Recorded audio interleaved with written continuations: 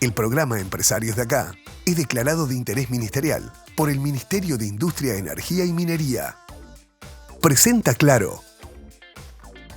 Presenta el siguiente programa Banco República. Conoce más en brow.com.uy. ¿Cómo funciona el sistema de arrendamiento de autos en nuestro país? Uno de los temas que conversamos con Juan Manuel Pancic, que es CEO de TripWhip. Vamos a hablar de la industria cárnica en nuestro país y qué desafíos tiene para mejorar la competitividad. El diálogo es con Elizabeth Misa, que es directora de Frigorífico Las Moras.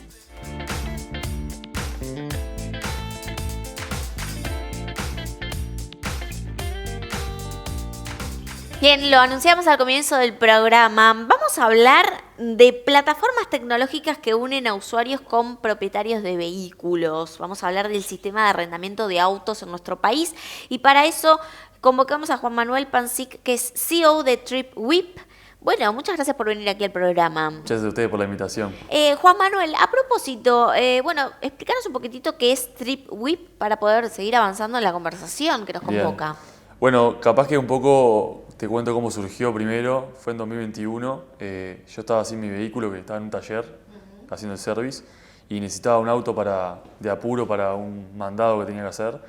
Y me llamó la atención en ese momento lo excesivo que eran los precios de alquilar un vehículo en Uruguay. Encima era domingo, me acuerdo, no había disponibilidad de entrega. Entonces enseguida pensé, yo debería poder alquilar el auto a mi vecino, que seguro no lo estaba usando. Me quedé pensando con eso, como esa modalidad de Airbnb, digamos, de alquilar el auto entre personas. Y después, indagando un poco, vi que en el mundo existía, que era furor, que después de eso te cuento. Y bueno, después tuve la oportunidad de ir a España en 2022. Comprobé que era un éxito porque usé una de allá. Y terminé de englobar eso junto con mi socio, que era una buena idea para traer a la región. Entonces, básicamente es eso. TripWhip es una plataforma de alquiler de autos entre particulares y pequeñas rentadoras que facilita el alquiler de personas que tengan un auto disponible, ocioso, lo ponen a disposición para alquilar, rentabilizar ese activo, y personas que necesiten un vehículo pueden encontrarlo con beneficios que ya lo vamos a ver después, pero Bien. eso es básicamente TripWhip. ¿Esto está operativo desde cuándo? Está operativo desde el principio de año. Lanzamos una web un tanto modesta, sin mucha funcionalidad, y ya ahora hace un par de meses en app, tanto en Android como en Apple, ya está funcionando, sí, y la verdad que viene moviéndose bien. Bien, bueno, qué interesante, ¿no? Y en ese sentido, en general, mencionabas algunas, ya adelantándote a una pregunta que nos va a introducir en el tema también, es ciertas dificultades, ¿no? ¿Podemos ampliar un poquitito cómo observas el mercado de arrendamiento de autos aquí en nuestro país? Sí, claro. Bueno, el mercado de arrendamiento de autos en Uruguay y también en la región es tiene muchas particularidades. En primer lugar está como medio polarizado, es decir, están las rentadoras grandes que todos conocemos, que por razones naturales, que ahora voy a explicar qué es eso de razones naturales, su target principal o su cliente principal son los turistas, es así. ¿Por qué? Porque para empezar tienen costos altos, son costos que generalmente un turista puede pagar. También garantías excesivas, garantías muy altas que quizás una persona, un trabajador, no está dispuesto a dejar en garantía. Y después el espectro de movilidad es mucho más amplio que eso. En Uruguay está todo el mercado de vehículos que se precisa para trabajar. Mucha gente necesita un vehículo para trabajar. Pequeños mandados cortos de interdepartamentales, escapadas de fin de semana, que sería más un turismo interno, digamos. En fin, hay muchas casuísticas que como que están apartadas de ese turismo. Entonces, lo que hay son las rentadoras grandes y después están muchas rentadoras pequeñas o barriales, incluso informales muchas, que atacan en ese sentido esas otras necesidades. Y un poco lo que voy con razones naturales es a lo que iba con el precio. El precio, las rentadoras grandes igual tienen su marca y su clientela y siempre la van a tener, pero son precios que quizás en una rentadora más chica son más bajos por razón de infraestructura, etc. Entonces, ese es un poco el panorama. Entonces, TripWhip lo que engloba, esta plataforma de car sharing, se llama la modalidad, ataca todo eso básicamente porque es una plataforma digital, 100%, no tenés que ir a ningún lugar físico, precios hasta 40% más económicos. Eso es por el hecho de lo mismo, una persona está dispuesta a recibir menos que una empresa, es así. Y bueno, también procesos de seguridad, tenemos un seguro todo riesgo, que después te cuento. Pero en fin, el mercado es ese y Tripwip lo que soluciona es ese nicho que de hecho es llamativo porque incluso muchas rentadoras han colocado sus autos en Tripwip. Ah, mira. Que es un dato interesante, que quizás uno piensa que no lo van a hacer, pero en realidad es un canal más de venta para las pequeñas rentadoras.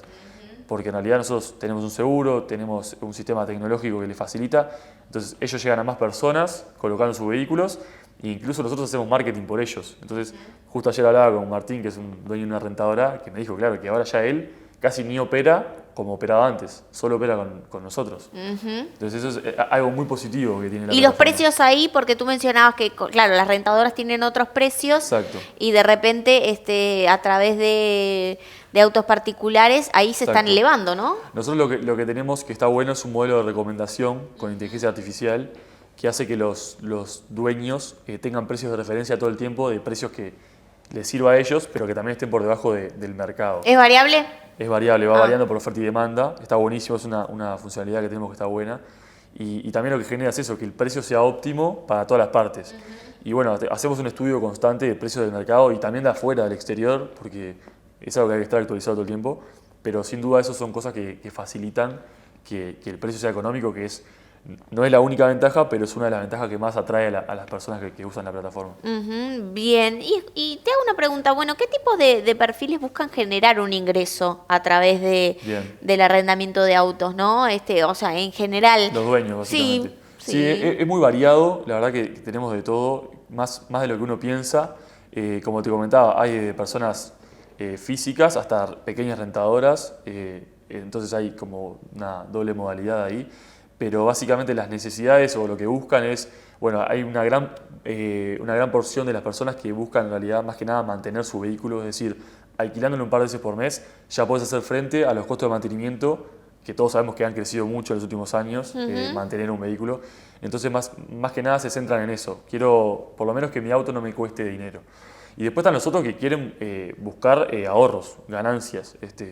Esto abre un frente nuevo de inversión, porque hay gente que lo pone básicamente para ganar dinero y ahorrar dinero en el tiempo que lo alquila. Y las ganancias pueden ser muy buenas en algunos casos. Tenemos casos de éxito que han ganado hasta $1000 por mes. Entonces, es llamativo lo que puede obtener un dueño con esas ganancias. Y te hago una pregunta allí, Juan Manuel, ¿cómo está funcionando, digamos, en el mundo, ¿no? Porque, bueno, esto es relativamente nuevo en Uruguay. Exacto. ¿Qué experiencias de otras partes tú puedes destacar y si se adaptarían aquí? Sí, sin duda. En el mundo es furor esto. En Europa y Estados Unidos ya hace muchos años que está instalado el car sharing. De hecho, estas empresas hasta cotizan en bolsa, son empresas muy grandes. Yo y Juan y mi socio también tuvimos la oportunidad de probarlas, son muy buenas y de hecho incluso en Europa y Estados Unidos hay hasta leyes que fomentan el car sharing por los beneficios que trae. Trae muchos beneficios ambientales, se reducen las emisiones de CO2 al ambiente porque básicamente varias personas se satisfacen con el mismo vehículo. Entonces imagínate que en Uruguay se venden 50.000 vehículos por año.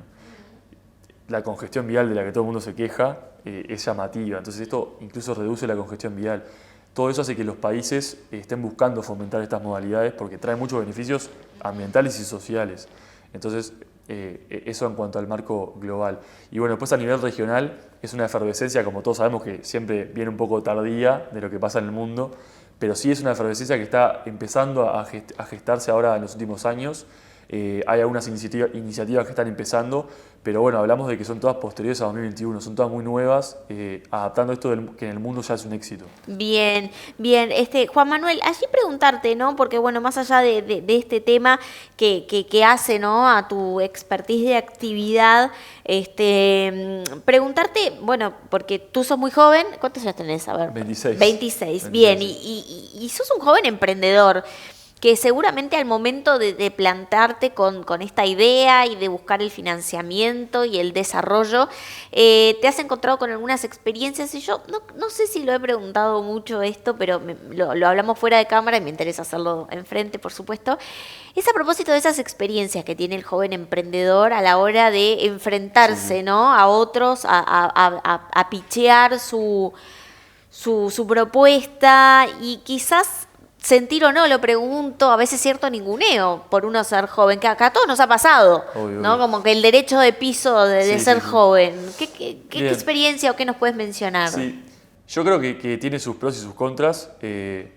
Es algo que ha mejorado mucho también en el correr de los años. Hoy en día en Uruguay, en la región, hay muchos organismos que apoyan, muchas asociaciones que apoyan a jóvenes emprendedores, incubadoras. Nosotros tenemos el apoyo del CIE, que es el Centro de Innovación y Emprendimientos de la ORT, por ejemplo, que la verdad que nos dan una ayuda tremenda.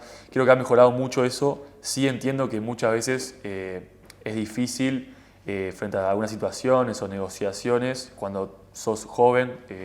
En Tripwip, por ejemplo, todos tenemos entre 24 y 26, lo cual nos hace jóvenes, pero algo que yo siempre digo, que me parece que estoy convencido aparte, que estamos en una etapa ideal, porque no sos ni muy joven, que no tenés nada de experiencia, pero tampoco sos muy grande, que quizás tenés mucha experiencia, pero capaz que ya no tenés tanta energía, porque es una realidad, tenés otras responsabilidades, hijos, familias, etc.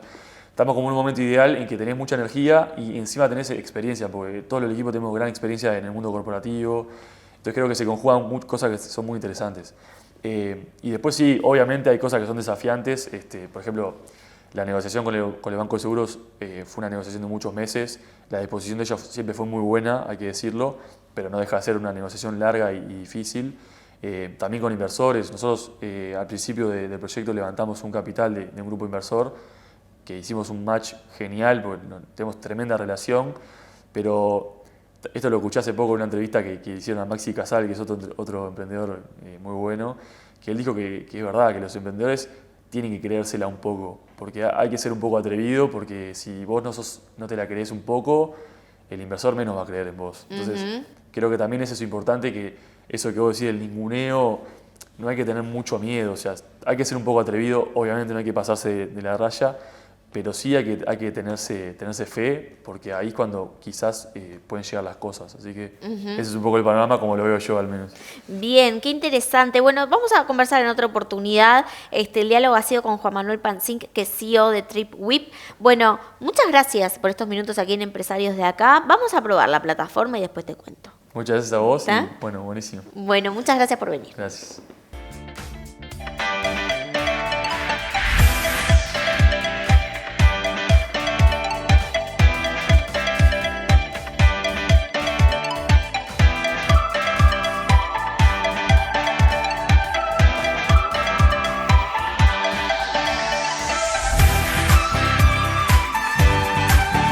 Betel, única cadena de centros de estética y spa del Uruguay. GSS, única empresa en Uruguay dedicada al Facility Services. Limpieza, seguridad, outsourcing de personal y mantenimiento. Conozca más en www.gss.com.uy. Agregamos valor a las empresas. Recursos humanos, proveedores, impuestos, finanzas y bla, bla, bla. ¿Manejas tu negocio o tu negocio te maneja vos? Si buscas soluciones 360 reales para tu empresa, Estudio Ugalde, asesores PYME.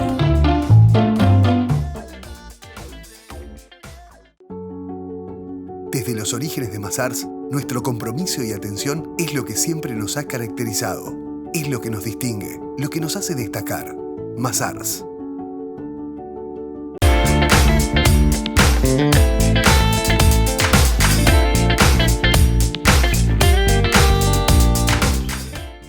Presenta Mazars. Auditoría, contabilidad, outsourcing, impuestos, compliance, capital humano, legales. www.mazars.com.uy.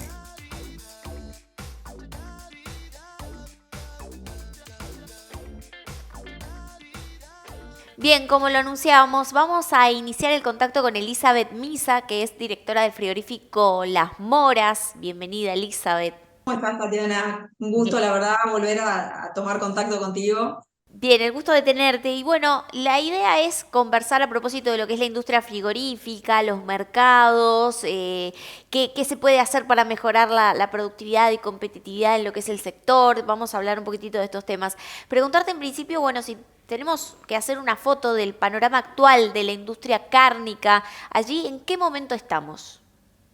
Bueno, como todo el mundo está convulsionado, ¿no? Y nosotros le pusimos un poquito de sal ahora acá internamente, pero creo que no nos escapamos a la realidad mundial.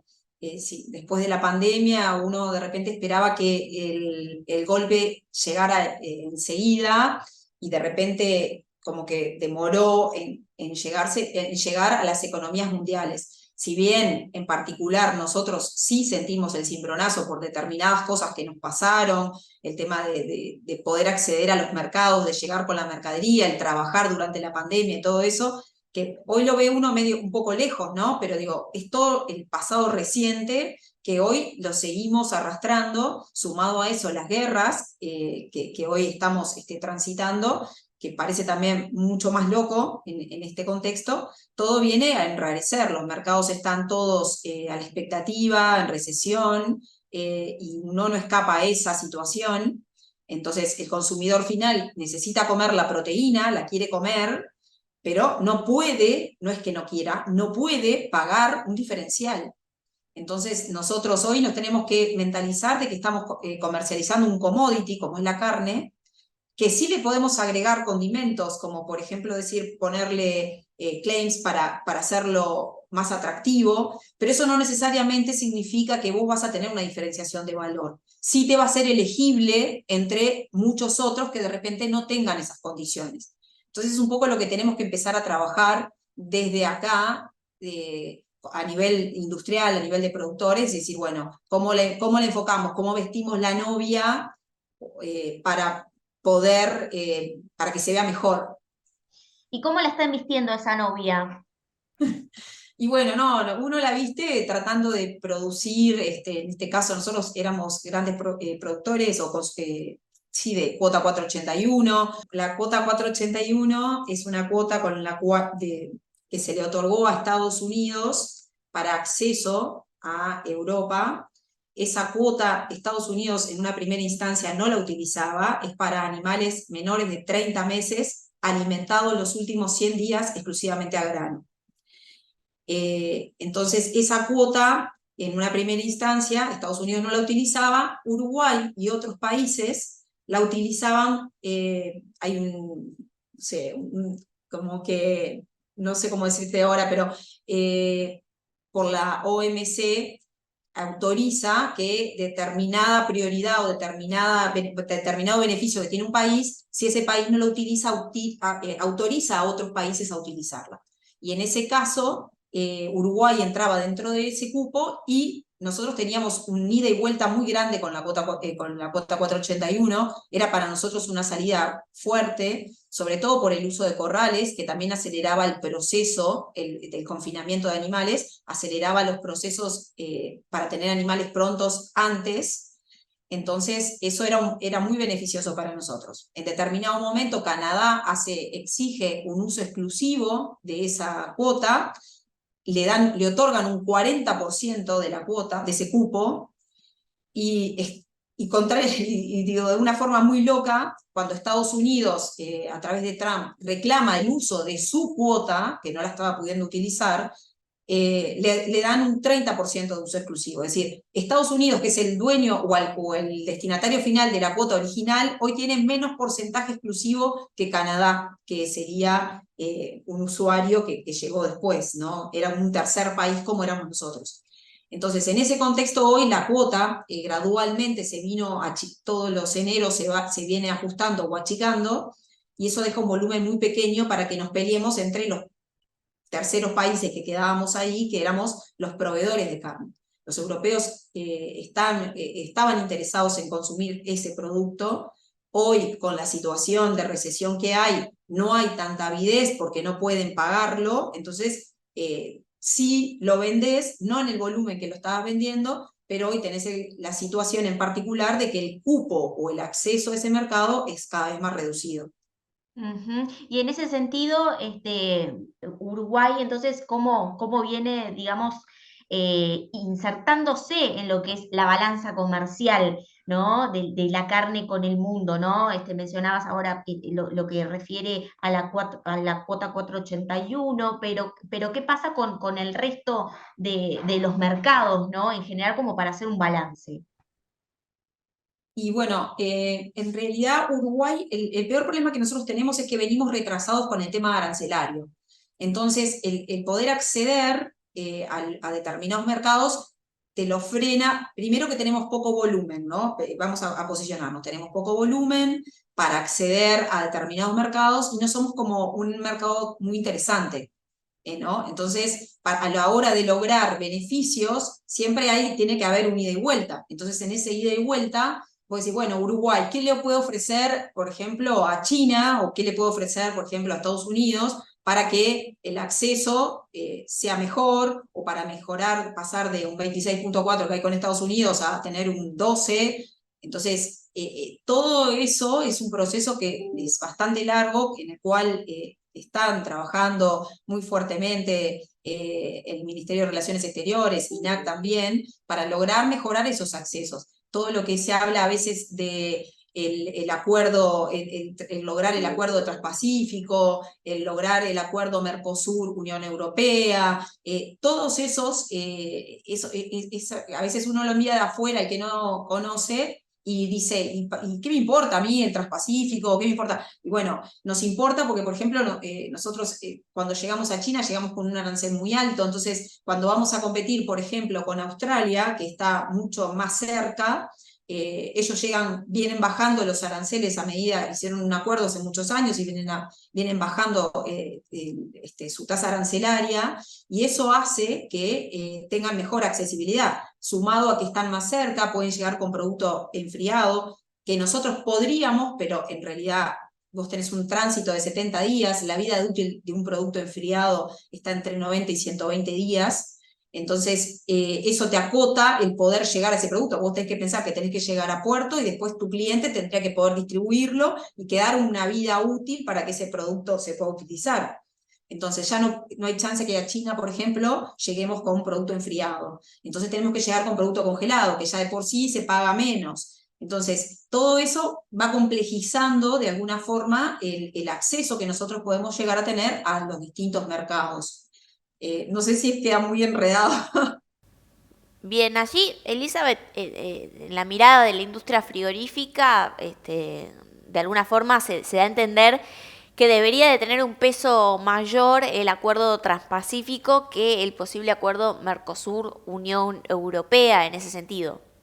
Sí, China en realidad básicamente hay todos los países del Oriente que hoy para nosotros están como tras una nube, porque tampoco somos, primero por distancia no somos accesibles, digo, culturalmente hay un montón de cosas que te hacen como que te cueste mucho más poder llegar, y a su vez también, por decirte, no sé, problemas con los puertos. Nosotros tenemos dos frecuencias de navieras que pasan por Uruguay y que muchas veces, si por la exportación de Brasil, por ejemplo, se carga mucho, a veces ni siquiera llegan al puerto. Entonces tú tenés la mercadería puesta en un contenedor, la estás mandando a puerto y de repente te avisa la naviera que el barco no va a pasar y que tenés que esperar una semana. Entonces eso te atrasa, te hace incumplir con los clientes si contaban con la mercadería en un determinado plazo no llega. Bueno, el sábado yo me iba de acá de planta como a las 4 de la tarde y había una cola que no te quiero mentir, pero eran, no sé, como 15 kilómetros de cola de camiones que estaban esperando para ingresar a puerto, que también son trabajadores también, ¿no? Pero me daba como, no sé, como cosa verlos ahí esperando para poder entrar. Cada uno defiende sus derechos también, pero los derechos de esas personas que también podrían estar en su casa en ese momento y estaban haciendo una cola al rayo del sol, esperando para poder ingresar. Entonces, son muchas cosas en las cuales habría que trabajar. Nosotros hoy competitivamente somos caros, tenemos el tipo de cambio, lo que venimos hablando hace mucho tiempo, nos saca competitividad, nos comparan con Argentina, con Brasil, por decirte algo, con China hoy está como el mundo como enlentecido, como quieto, no te llama nadie. Yo tengo un listado de clientes a los que les vendo, que te llaman y te piden de repente un hueso de pierna o un hueso, pero no te están pidiendo producto, no te están pidiendo carne. Y vos decís, pero ¿qué es lo que está pasando? ¿Qué es lo que cambió? Y les preguntás a ellos y te decís, Uruguay es muy caro, te dicen. Y no es porque yo esté cobrándole, los esté matando, arrancándole la cabeza, no, todo lo contrario. la bajada de precios que ha habido en este último tiempo, no, durante todo este año, ha sido significativa. Bueno, se puede ver en el valor de venta exportación, lo que se ha reducido. Entonces digo, no es casual que el precio del ganado o del gordo que viene al frigorífico para faena haya bajado. También es porque bajaron los precios internacionales y porque no tenemos posibilidades de colocación. Nosotros somos tomadores de precio, mercado local, es decir, es el precio que el productor va a vender o necesita vender o quiere vender, y el precio internacional, que es el que te dice, este es el valor que se está pagando por, no sé, por un chuck and blade, que se está pagando por un asado en China, por ejemplo. Entonces, ese valor, por más que yo intente, a veces puedo decirle, bueno, mirá que mi chuck and blade es de Angus, por ejemplo, por decirte un valor añadido, un claim extra, y entonces de repente capaz que puedo tener una posibilidad más, ¿no? Porque hoy el Angus está muy bien conceptuado y la gente lo busca, pero no necesariamente quiera decir que me lo vayan a pagar más. Seguramente me haga elegible, no sé si se entiende, frente a Brasil, que de repente le vendió un ganado y no le dijo si era Angus o no, por ejemplo. Allí, Elizabeth, quisiera hacer una puntualización contigo y saber también tu opinión, obviamente. Porque bueno, en el transcurso de estos años, conversando con muchos empresarios de diferentes sectores vinculados a la industria, ha sido una constante, ¿no? Lo que es la crítica a la competitividad de Uruguay frente a otros mercados y las dificultades que esto trae aparejado, ¿no? Entonces, en ese sentido, preguntarte si entiendes que hay, digamos, una disposición a nivel país de cambiar, digamos, más que una perspectiva, esta situación, el rol de los empresarios, cuál ha sido, porque digo, más o menos comparten, ¿no? ese tipo de crítica por la falta de competitividad y que básicamente con el correr de los años sigue siendo la misma. Mira, es verdad, y no es que lloremos porque lloramos o porque, no sé, porque nos guste, es porque realmente no hay ningún movimiento. Y mirá que te digo, a nivel de cámara lo he planteado muchas veces, ¿será que es que nosotros no nos quejamos o no hacemos paro y no paramos toda la industria y decimos, bueno, no se trabaja más hasta que nos escuchen y por eso no nos escuchan? ¿O por eso no se toma una medida? A veces te da como impotencia, porque te sentís como que estás traccionando y hasta que no hay un problema grave, realmente no te miran o no te ven, porque mientras seguís avanzando y a veces uno se pregunta a qué costos, ¿no? Porque hoy uno puede ver varios frigoríficos que estaban en poder de una empresa china que no están trabajando y que quedaron adeudando a productores un montón de dinero, sus trabajadores que están sin poder trabajar, otras plantas que están a la venta hace mucho tiempo, el problema de BPU, la venta de BPU, es decir, todo eso está demostrando que realmente no es que nos quejemos porque nos quejamos, es porque hay una realidad que no se está atendiendo, que el otro día estaba leyendo justamente que se hablaba de la disminución que había habido en el volumen de exportación de carne, y bueno, y eso es lo que impacta en las divisas que entran al país. Pero no hay una concepción de cadena cárnica, no hay una protección de la cadena y no pensamos en conjunto. Es decir, cuando vos, y a veces cuesta ponerse a discutir con el tema de la exportación de ganado en pie, y vos le mandás a principales destinos, le mandás vientres de lo que tú estás produciendo. Es decir, nos estamos jugando, haciendo la trampa al solitario, nos estamos serruchando el piso para el día de mañana, porque ese cliente mañana va a producir lo mismo que nosotros le podemos vender, sin el valor agregado que le podíamos agregar. Entonces, nosotros que tenemos trabajadores, los 15.000 trabajadores en los cuales derrama la industria, es decir, y a su vez las divisas que entran al país, que son por un valor mayor que el de vender el ganado en pie.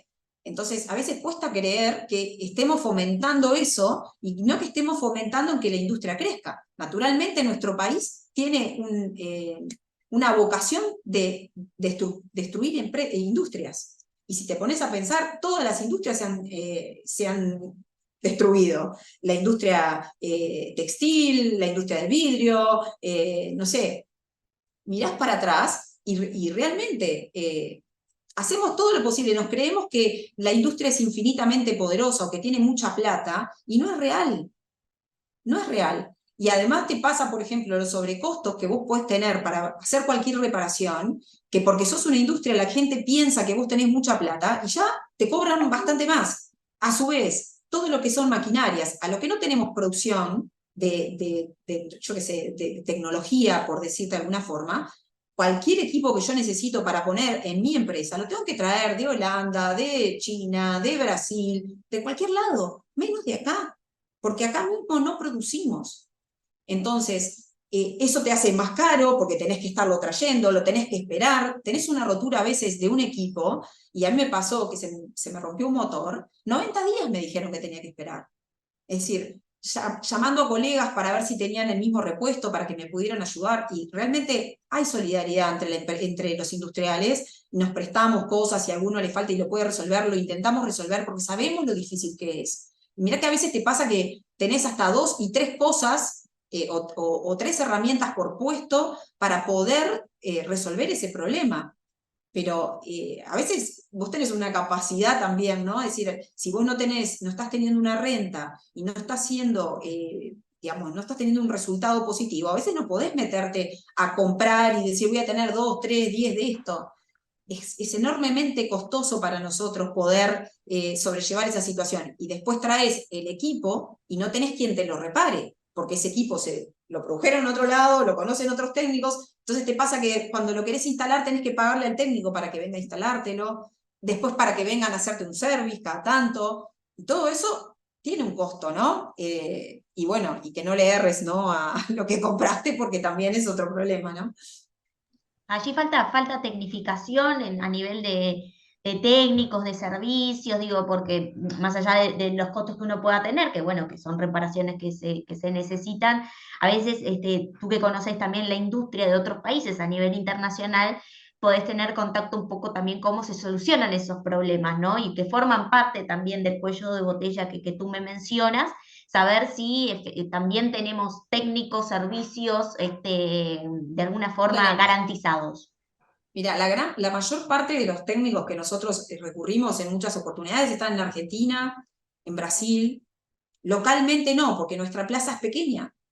Entonces no somos atractivos para que las grandes empresas dejen personas destinadas acá como service, por ejemplo. Entonces todo eso te juega como en contra también.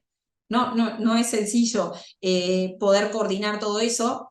Obviamente que cuando uno está acá sabe que, bueno, esas son las condiciones de juego y hay que jugar, pero forma parte también, es decir, si bien uno quisiera tener más tecnología, ya te resulta enormemente caro, por más que tengas proyectos de inversión o lo que quieras, es traerla. Bueno, nosotros, sin ir más lejos, estábamos en una reforma, nos estalló la guerra, todo el material se nos triplicó, el costo, el poder traer los equipos desde otro lado, porque empezamos a fines de 2021, nunca nadie, o no pensábamos que iba a pasar, siempre pensamos, no, en estos tiempos no podemos estar hablando de guerra, y bueno, sin embargo pasó, y sin embargo nos generó un costo enorme el meternos en esta obra, y lo que nos costó que nos llegaran las cosas, porque te decían, bueno, no, mirá que esto se producía, no sé, allá en Ucrania, no sé cuándo va a venir, no sé ni si va a venir. Sin ir más lejos, estamos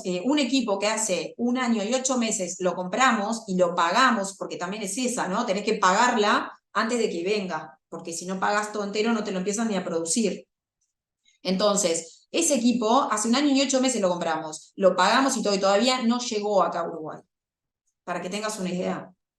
Entonces, a veces también los operarios te dicen, no, pero no puede ser que no lo comprás, y no te creen, viste, que vos le decís, no, pero mirá que ya lo compré, te lo juro que lo pagué, les tuve que mostrar la factura, mirá que está pago. Y me mandaron una foto ayer y me dijeron, mirá que va en el contenedor, va con unos autos, pero como viene con autos adentro del contenedor, en cada puerto lo han parado porque está por el tema, no sé, controles. Y eso demoró, pero digo, pero también demoró en que lo fabricaran y demoró en que llegara acá. Es interesante, Elizabeth, los ejemplos que tú compartes y te agradezco, ¿no? Porque hacen, digamos, hincapié en justamente, ¿no? En ejemplos que hacen, ¿no? A la competitividad de la cadena cárnica, y de, bueno, de pormenores que también complican la operativa en ese sentido, ¿no? Yo te voy a invitar a que vayamos al próximo bloque de empresarios de acá, continuemos el diálogo, a que sigamos hablando de estos temas que hacen al sector de la industria cárnica en nuestro país. El diálogo es con Elizabeth Misa, que es directora de frigorífico Las Moras. Te pido que te quedes del otro lado, así continuamos el diálogo. Bien, y no nos vamos, por supuesto, sin antes darles una recomendación, porque quienes quieran incorporar un nuevo rubro a sus comercios, como libros infantiles y revistas, Districerro es la mejor opción. Districerro es la importadora y distribuidora con más de 2.000 colecciones de libros a disposición. 48 años en el mercado respaldan la experiencia de Districerro. Pueden contactarse al 2359-5976 y vía web en www.districerro.com.uy. Querer poder exaltar, es bailar, querer soñar, es crear tu identidad.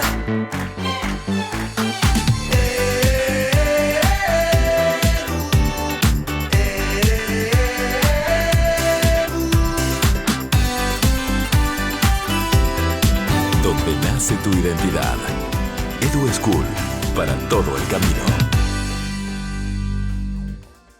En tus obras, coloca aberturas de aluminio Patagonia, importadas de China, de alta prestación y a precios increíbles. Reconocidos constructores locales nos han elegido para sus proyectos con total éxito, mejorando sustantivamente la performance de los cerramientos y con importante ahorro de costos. Aberturas Patagonia, excelente calidad a precios increíbles.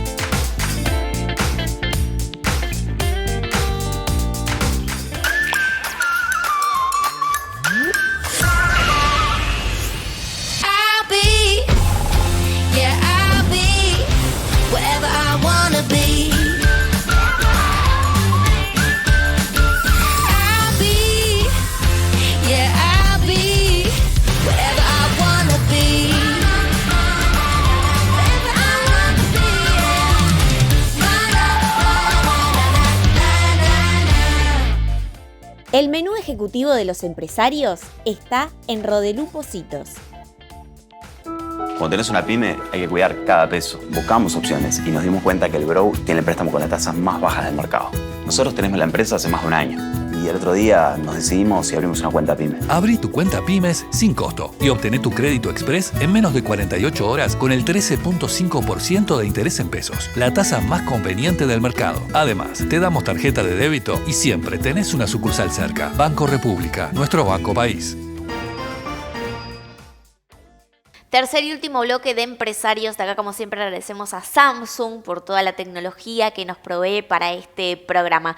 Estamos en diálogo con Elizabeth Misa, que es directora del frigorífico Las Moras, hablando de la industria cárnica en nuestro país. Y en ese sentido, al comienzo de la entrevista, yo recuerdo que tú mencionaste algo así como que a nivel local la industria le está agregando cierto condimento, cierta dosis de sal a lo que acontece actualmente al sector.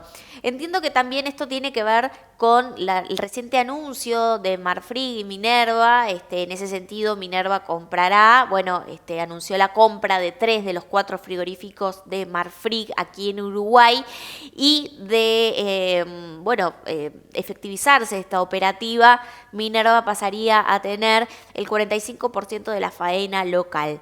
Te lo pregunto a ti como integrante, obviamente, de la industria, de la carne aquí en nuestro país, representante de un frigorífico nacional. ¿Esto preocupa?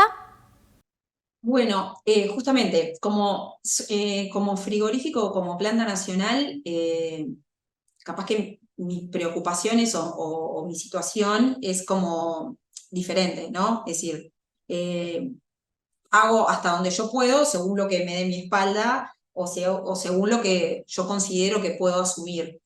En el caso de multinacionales a veces es muy difícil evaluarlo, y en el caso a veces cuando yo escuchaba hablar de alguna forma de decir, bueno, no, y hay concentración de capital y concentración, y yo creo que en Uruguay hay un montón de concentración de capitales y a veces encubiertos, que uno de repente no los llama concentración de capitales y existen igual. Bueno, y entiendo que debe haber cosas que pueden controlar o ayudar si lo que se tiene es un miedo después que en algún lado he escuchado, a cuando se haga una venta o una posible venta, que todavía no se compró, no se concretó, pero ya estamos pensando en qué pasa si lo venden. Yo creo que hay formas de resolver en ese caso. Bueno, se podrá poner una cláusula que se diga que no se puede vender en su totalidad, que habrá que venderlo fraccionado, qué sé yo. Pero me parece que el mercado es libre, que eso está bueno para todos, y hay posibilidades, tanto para el productor que quiera comercializar sus animales con la industria nacional, como quien quiera comercializarlo con una industria extranjera o con una multinacional. Es decir, somos todos libres, no hay nada que nos obligue, no hay nada que nos limite, entiendo yo. No sé, creo que a Minerva lo conocemos, a Marfrig también. Entiendo, en su momento yo no pertenecía a la industria en ese momento, estaba mi papá, pero entiendo que cuando vino Marfrig estaban todos contentos porque había venido Marfrig, y después cuando vino Minerva, es decir, no ocasionó la situación que está ocasionando ahora. No sé, yo entiendo que cada uno hace lo que puede desde su lugar, y bueno, y tiene sus clientes y trata de cuidarlos desde su lugar. En realidad, imagínate que nosotros estamos hablando de dos grandes multinacionales brasileras. Si en algún momento hubiesen querido ponerse de acuerdo y hubiesen querido bajar el precio, lo habrían hecho antes. Creo que en la historia, no sé si llegó a estar el ganado casi $6 como estuvo en el 2022.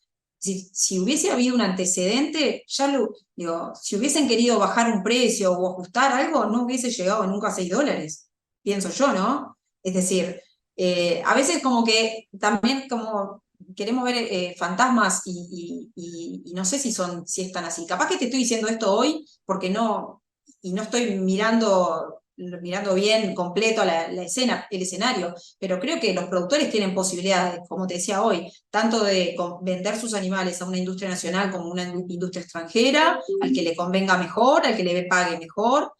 Y después nosotros también, en cuanto a nivel de comercializarlo hacia el exterior, también nosotros tenemos la posibilidad de decir, bueno, mirá, somos una multinacional o no, o es una empresa nacional, que bueno, que estamos dedicadas o enfocados más hacia los nichos. Son como, creo que hay posibilidades para ambos casos, y no lo veo tanto como no sé, capaz que no estoy viendo todo en su totalidad, pero me parece que si hubiese querido hacer algo, ya lo hubiesen hecho. Creo que en la historia no se pagó el ganado a los valores que se estuvieron pagando en el 2022, y bueno, a la prueba está, decidieron Marfrig y Minerva, no eran otros actores. Allí, Elizabeth, a propósito, mencionabas en el bloque anterior y hacías referencia un poco también a lo que es el capital humano, ¿no? Y en ese sentido, ¿cómo está la industria en el relacionamiento con el sindicato? Digo, allí, bueno, ¿cómo vienen trabajando en conjunto? Bueno, esas situaciones por lo general se ponen un poco más escabrosas cuando llegan las negociaciones de los consejos. A veces uno piensa que las cosas están mejor de lo que ellos piensan, y bueno, y después te enfrentás que en el consejo de salario tenés una situación o tenés un lío enorme, como fue lo que nos pasó en el último consejo, en el cual nos dejaban los animales en los corrales. Entonces, antes esas cosas no pasaban, había un respeto por el producto, por la materia prima, porque además esas noticias, hoy es todo muy global y todo eso recorre el mundo, y se cuidaba mucho más esas cosas. Hoy es como que un poco más egoísta la situación, nos preocupamos más por lo que nos pasa particularmente y no por lo que podemos generar en conjunto. Te digo que es un diálogo para nosotros. el salir de la ocupación ha llevado mucho diálogo. Tratar siempre de construir, no es fácil, no es fácil, cada uno defiende lo suyo y a veces, como yo digo, a veces es como un matrimonio en el que a veces vos decís, no estoy entendiendo el mensaje o lo que me está queriendo decir con determinadas acciones o determinadas cosas que te dicen y te quedás como, o está todo mal, ¿qué me está queriendo transmitir que no lo estoy leyendo? ¿O qué es lo tan malo de lo que estamos haciendo que no les gusta, ¿no? Entonces, a veces te pasa que vos decís, bueno, haces un esfuerzo en julio, por ejemplo, no había, con el tema de la seca, que nos pegó a todos, a los productores, al frigorífico, porque la materia prima no llegaba como tenía que llegar y no podíamos generar la producción que necesitábamos para exportar. Y bueno, y en ese intercambio, en esa situación teníamos 2 días de faena, por ejemplo. Entonces vos tenías gente que te decía, ay, por favor, no podemos faenar más días, y vos decías, bueno, estoy tratando, y no podíamos armar más que 2 o 3 días de faena por semana, y con mucho esfuerzo, y de repente vos decís, bueno, ahora que conseguimos ganar, vamos a hacer de lunes a sábado, y te dicen, no, de lunes a sábado no. Entonces vos decís, bueno, pero el tema es que cuando tenemos trabajo tenemos que aprovecharlo, porque no sabemos si esto va a continuar, ya lo que hablábamos hoy, no hay una concepción de cadena, no estamos trabajando en ese sentido. Por ejemplo, Australia, con el tema de la exportación en pie, lo limita, porque primero se fija que esté cubierta la necesidad de producción. En el caso nuestro, hay 3 millones de cabezas instaladas de faena. Y si trabajáramos todos a nuestra máxima exposición, no tendríamos animales. Y vos podés preguntar a alguien y de repente, mira que yo soy productora, te lo digo, ¿no? Y algún productor te agarra y te dice, bueno, sí, pero mejor que no haya animales, porque entonces como hay pocos animales, todos se van a pelear y el precio sube. Está bien, pero el precio sube, pero si después yo soy tomadora de precio, como te dije hoy, y el cliente de China me va a pagar, por decirte un valor, $5, por un producto, me va a pagar $5 aunque mi costo lo haya pagado a $5.50 o a $6 como casi lo pagamos. Es decir, eso no va a cambiar, porque yo sea cara en producir, porque mi materia prima sea más cara, no hace que yo después pueda cobrarlo en el exterior a un valor mayor. Entonces es un poco eso lo difícil a veces de entender, y que a veces los mismos operarios nuestros te dicen, no, pero mirá que estamos trabajando, y estamos haciendo esto, y estamos haciendo lo otro, y vos le decís, sí, pero los números mirá que no dan, y ellos te dicen, ¿cómo no van a dar los números? ¿Y para qué lo estamos haciendo? Porque tampoco nos podemos quedar quietos, porque tampoco podemos dejar lugar a que venga alguien de afuera y ocupe nuestro lugar, y que capaz que le resulte más simpático al cliente del exterior y decida comprarle de ahora en más a él.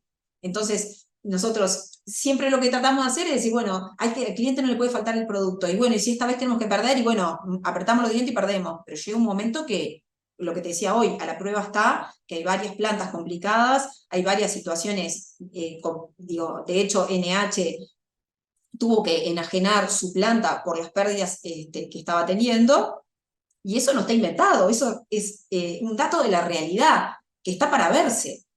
Entonces, es como a veces es complicado decir, bueno, ¿cómo hacemos para generar ese concepto de cadena en el cual deberíamos todos ayudarnos, en el cual deberíamos decir, bueno, estamos todos metidos dentro del mismo barco, tenemos que lograr que el Uruguay trascienda, que el Uruguay llegue con un buen producto, con una buena calidad, a un buen precio, para poder ser competitivo. Elizabeth, bueno, finalizando esta entrevista, muchas gracias por los conceptos que nos compartes. En ese sentido, preguntarte, una representante de la industria cárnica de hace muchos años, ¿por qué entiendes que hay pocas mujeres liderando en este sector? ¿Por qué no? No sé yo sé por qué estoy, que es porque mi papá amaba este lugar y bueno, como hija mayor me tocó estar acá. Y yo nunca pensé que iba a estar al frente de un frigorífico, ni en ningún sueño. Yo, como te dije, estudié para ser periodista, estudié para estar en un frente de batalla, y bueno, y no sé, me tocó esto, y bueno, lo amé ahora con todo mi ser. Y como siempre digo, no me cuestiono si soy mujer o hombre para llevar adelante el frigorífico. nunca fue una limitante para mí ser mujer. Nunca me puse un tabú, decir esto no lo puedo hacer porque soy mujer. Es decir, soy medio como gato chico, así, no me importa el peligro, me tiro al agua. Bien, el diálogo ha sido con Elizabeth Misa, que es directora de Frigorífico Las Moras. Muchas gracias por estos minutos en Empresarios de Acá y por supuesto te esperamos en otra oportunidad.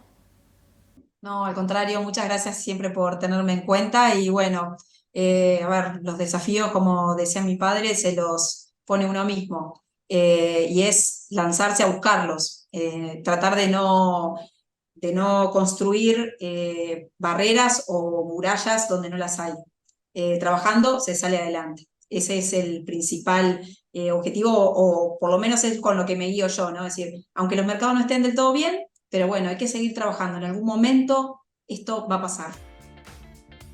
La contratapa de hoy es presentada por GSS Facility Services, soluciones de gestión en servicios complementarios para empresas. El car sharing o el arrendamiento de autos es una tendencia creciente en el mundo y que también está cimentando sus primeros pasos aquí en nuestro país. Otro de los temas que tuvimos hoy en el programa de hoy es a propósito del análisis de la industria cárnica en la actualidad y el desafío más mercados y tratar de mejorar lo que es la competitividad del sector a través, por ejemplo, de la disminución de aranceles, de nuevos acuerdos comerciales que así lo permitan. Entre otros temas, los desarrollamos en el programa Empresarios de Acá de hoy. Los espero como siempre el próximo viernes a las 21 horas.